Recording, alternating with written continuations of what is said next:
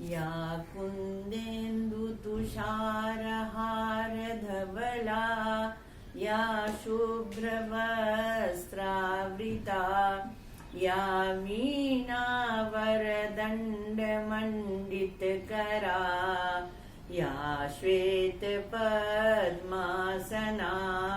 या ब्रह्माच्युतशङ्करप्रभृतिर्भिः देवैः सदा वन्दिता सा मां पातु सरस्वती भगवती निःशेषजाड्यापहा। विद्या की देवी सरस्वती, माता पिता गुरु, नवग्रह की चरण वंदना एवं YouTube चैनल के सभी दर्शकों को मेरा हार्दिक नमन तथा सरस्वती पूजा की बहुत बहुत शुभकामनाएं एवं बधाई। आप सबने इस कार्यक्रम को पसंद किया, लाइक किया, शेयर किया, सब्सक्राइब किया, इसके लिए मुझे बहुत प्रसन्नता है। आगे भी आप लाइक करें, सब्सक्राइब करें ताकि आपको अबाध रूप से ये कार्यक्रम देखने को मिल सके और शास्त्रीय जानकारी भी प्राप्त हो सके।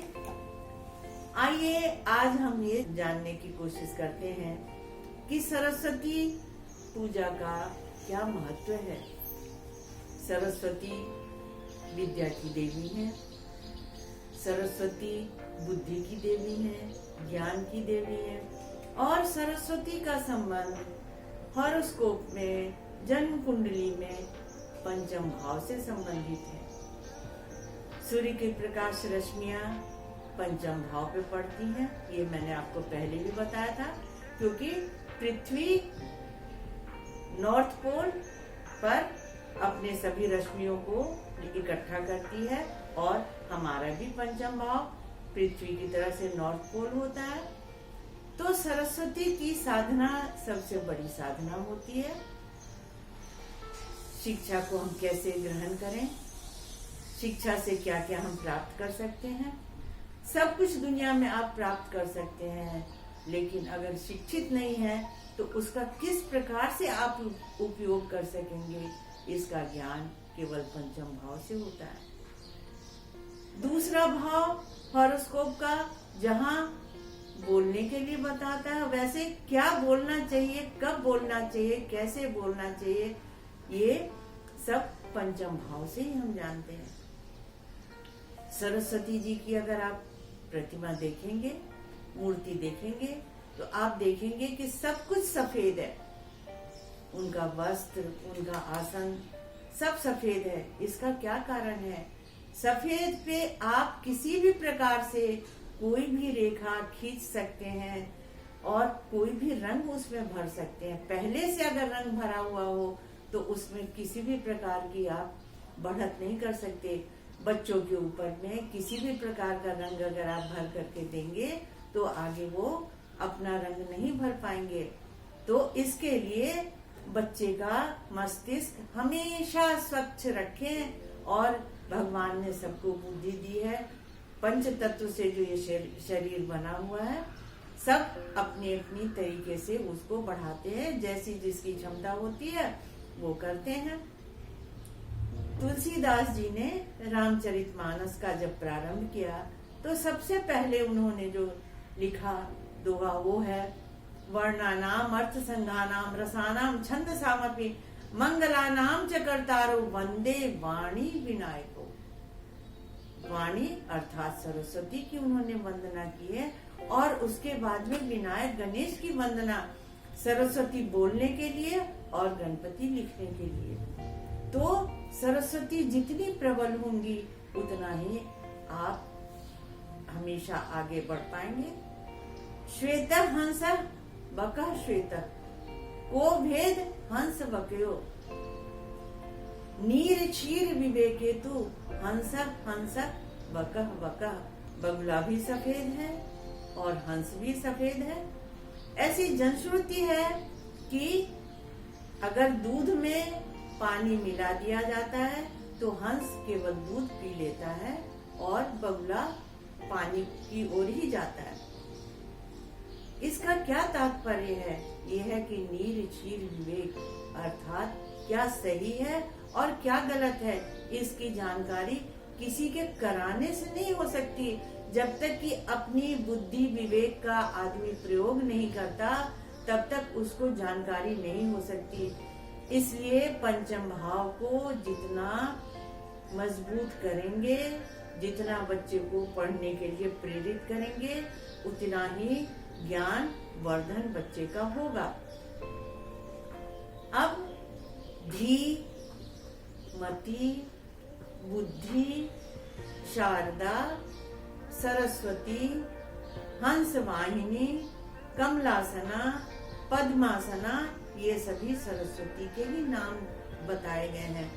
और सरस्वती के बारे में अगर पूरा समुद्र को स्याही बना दिया जाए और जितने भी आपके वन में जंगल में लकड़ियां हैं सबसे अगर लिखा जाए तो भी उनके बारे में लिखना बहुत ही कठिन है, क्योंकि उनकी महिमा ही इतनी है। अपनी बुद्धि विवेक से जो व्यक्ति आगे बढ़ पाते हैं उनकी बात ही क्या होती है। हमेशा अपनी बुद्धि पर रखें।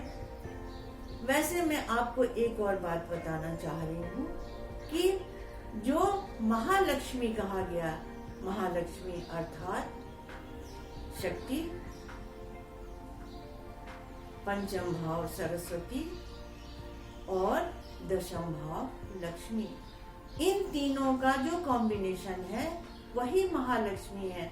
अगर शक्ति ही ना हो तो सरस्वती क्या करेंगी, सरस्वती ही ना हो तो लक्ष्मी क्या करेंगी, क्योंकि उपयोग अपनी सरस्वती का करके ही शारीरिक क्षमता को बढ़ा सकते हैं और लक्ष्मी को भी किस प्रकार से हम खर्च करें इसकी जानकारी होती है।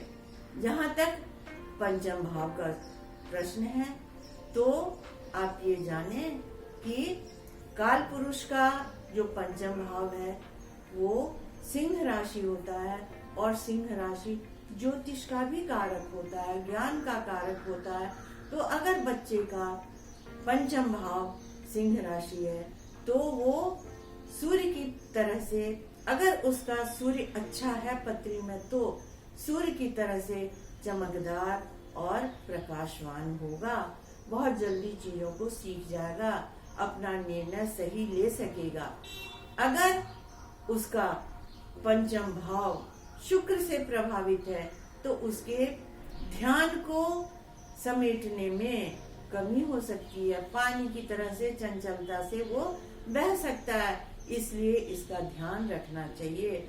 अगर कर्क चंद्रमा अगर है पंचम भाव का स्वामी तो उसमें भी ध्यान रखना चाहिए कि वो इधर उधर ना करके, चंद्रमा की अपनी जो गति होती है कभी बहुत तेज और कभी एकदम धीमे, तो उससे भी बचना चाहिए। अगर पंचम भाव का स्वामी बुध है तो निर्णय की क्षमता बहुत अच्छी होगी, बहुत जल्दी वो चीजों को सीख सकेगा।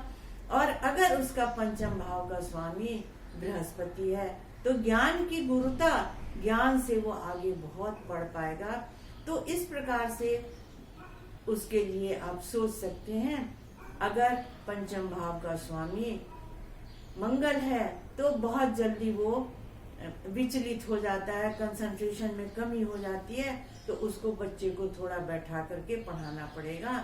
अगर पंचम भाव का स्वामी शनि है तो शनि धीरे धीरे धीरे धीरे करके वो आगे बढ़ पाएगा और आगे वो अपना काम कर पाएगा। बच्चे की क्षमता या आपकी क्षमता, आपके पंचम भाव से कौन सी क्षमता, जो बुद्धि की क्षमता है, बुद्धि के प्रयोग की क्षमता है, बुद्धि के उपयोग की क्षमता है, किससे किस प्रकार हम बातचीत को करें उसकी क्षमता, ये सब पंचम भाव से निर्धारित होता है। तो आप सरस्वती की साधना हमेशा करते रहें, हमेशा आगे बढ़ते रहें और हमेशा ही सभा के बीच में प्रकाशित होते रहें, चमकदार बने रहें और अपना स्थान बढ़ाते रहें। यही मेरी शुभकामना है। नमस्कार।